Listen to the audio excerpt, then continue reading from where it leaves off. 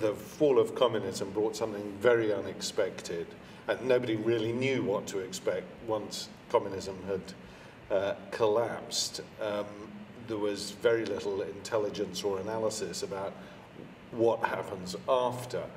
And of course, very quickly it was clear that it wasn't just the ideology of communism that was collapsing, it was the state itself all over Eastern Europe. And so in the absence of a proper police force and a proper judicial system, it was basically the survival of the fittest. And those people who had been privileged under communism and who had obvious advantages like muscle, very quickly seized hold of the space vacated by the state. And so what you had was organized crime replacing the state all over Eastern Europe. And this was absolutely critical in the way that what I call the global shadow economy developed after 1989. Well, I think it's an organic part of globalization. You know, that is, you have a very rapid opening of markets, a very rapid expansion of the possibilities of travel, shifting goods, shifting capital. We all know about that now.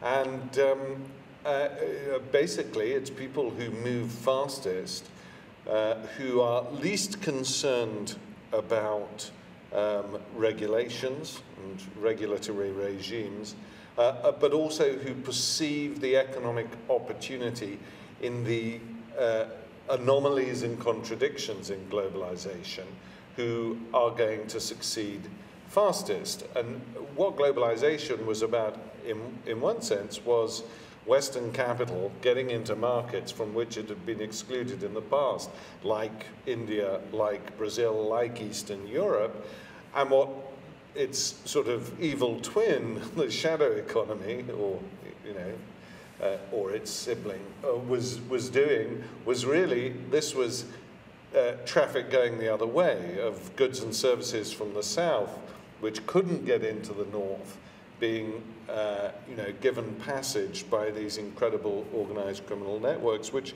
sprung up. I mean, we are talking about 2 or 3 years in which they emerged as a coherent global force. I'd covered the wars in Yugoslavia in the 1990s and been in some very unpleasant places, and so on one level I was inured to shock. On the other hand, I was astonished at the creativity and amorality of a lot of the people who I spoke to. So, for example, I interviewed an assassin in Mumbai. He had worked as a killer for Dawood Ibrahim's organization, which is the biggest organized crime syndicate in Mumbai. And he was incredibly well educated. He had a degree in electrical engineering, and he had basically couldn't find a job that paid anything more than about $25 a month. So he turned to crime. And what was astonishing about him is he was so well educated that before we even started talking about his work, we talked endlessly about communal relations in Mumbai, about American attitudes to Pakistan, to India, and so on, big highfalutin topics. And then he started telling me about killing people, and basically when I said, how do you feel when you wipe somebody out? These are people he'd never met before. He had no idea who they were. And he said, I feel like Brian Lara when he hits a 6. So here was a guy who I'd warmed to because we'd had a great conversation, and I realized he had no moral compass whatsoever. It was very peculiar.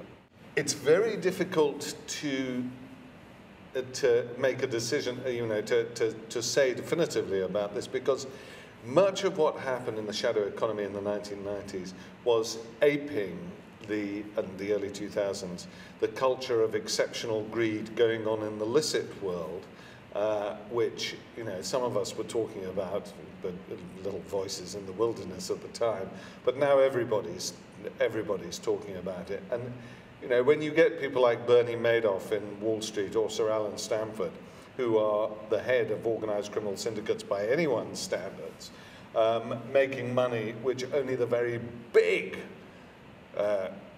classic mafia-type syndicates are making, then you begin to wonder, you know, where is the crime? Is the crime on the other side, or is actually the crime within us, as it were? And so for that reason, it's difficult to define. But essentially, no. If you want to stop the narcotics market, for example, which has gone through the roof since the early 1990s, you would need a policing regime similar to that pertains in North Korea, and that ain't going to happen. So organized crime is something we're going to have to live with. The question is, can you introduce a complex economic and policing regime that will prevent it from destabilizing important parts of the world? Because that's what it does. It destabilizes good governance, organized crime. I was thrilled when I heard that I was on the shortlist of the first Festival of Ideas Book Prize. I had already been shortlisted for the FT Goldman Sachs Business Book of the Year, and then a Canadian prize for the book on international affairs. And so, both of which I was runner-up in. And I felt to myself, well, the point about the Festival of Ideas is that is something. Business books come and go. Books on international affairs come and go. But books on ideas, that people considered that McMafia was about ideas, was where I had written it quite consciously with an emphasis on the narrative, although I knew what the ideas were about. The fact that it had come through and that people had recognized it as a book of ideas was much more satisfying than being recognized as a book about business or international affairs.